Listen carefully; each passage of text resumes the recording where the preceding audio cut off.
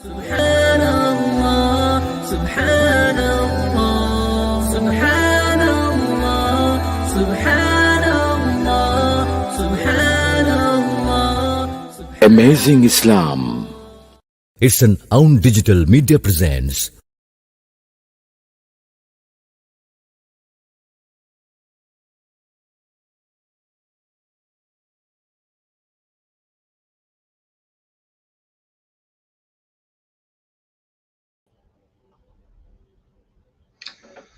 Assalamu alaikum wa rahmatullahi wa barakatuh.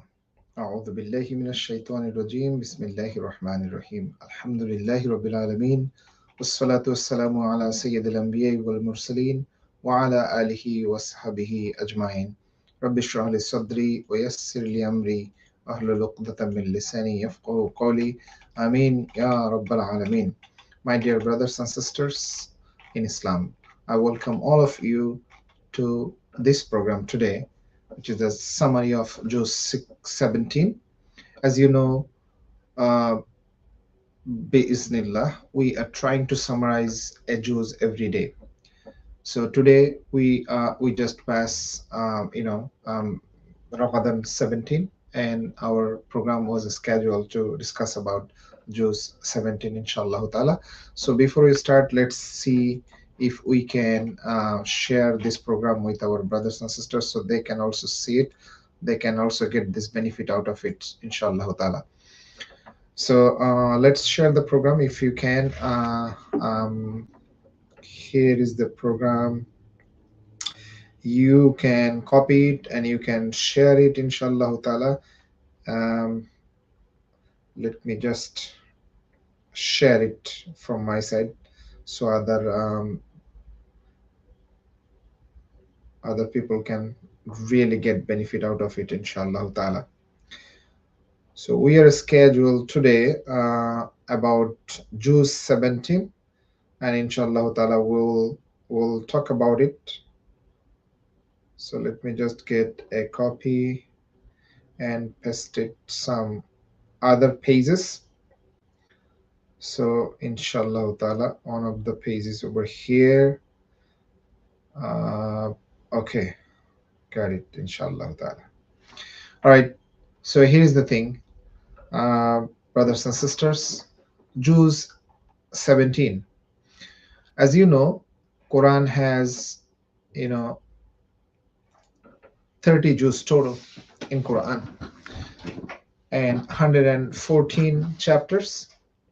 Today we are talking about Juz-17. Juz-17 starts with Surah Anbiya, chapter Anbiya, with a warning to the heedless man about the first approaching hour of accountability. And then refuting the Meccan objection that angels should be sent as messengers.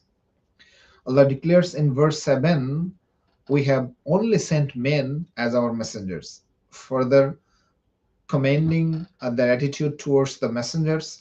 And the Quran, Allah Subhanahu O'tala states, "We did not create the heavens and the earth for amusement," which is declared in verse 16. Meaning everything has a purpose, and the Quran is here to help you live your purpose. The proof of its truthfulness exists all around you, listing 6 evidences that affirm the oneness of Allah Subhanahu wa Ta'ala and His power to create and recreate the skies and the earth, first being one entity. All living things are made of water. The pathways in the mountains, the sky is a protective roof. All celestial bodies, the sun, the moon moving along its orbits, and the alternation of the day and the night. Anyone who turns away from these signs, let him know every soul shall test death, which is described in verse 35. And then in verse 41, Rasul sallallahu alaihi wasallam comforted other messengers who were made fun of before your time. but those who laughed at them laughed at them, in the end they were overwhelmed by the very thing they made fun of. Verse 48 to 91 provides the many stories about the prophets and their communities. Musa and Harun, Musa alayhi salam, Harun alayhi salam, the story of Ibrahim alayhi salam. And then they threw, the Ibrahim alayhi salam, his story was that his people threw him into the fire. And then Lut alayhi salam, Ishaq alayhi salam, Yaqub, Nuh alayhi salam, and the story of the field over which Daud alayhi salam and Sulaiman alayhi salam gave judgment. Ayub alayhi salam, when he was tested this hardship. Ismail, Israfil, Yunus, Zakaria, and Isa alayhi salam. The surah ends with the reference to Yazuz and Ma'zuz in verse 96. Seems from the hereafter, and at 107, one of the most famous verse in the Quran, we have sent you only as a mercy to the world, Rahmatul lil Alameen. Surah Hajj then starts with a reference to the horrors of the day of judgment, responding to the Quraysh disbelief and resurrection in verse 5 through an illustration of the phase of life. Verse 19 to 23 describes the fate of those who are good about Allah Subhanahu O'tala and the life after death.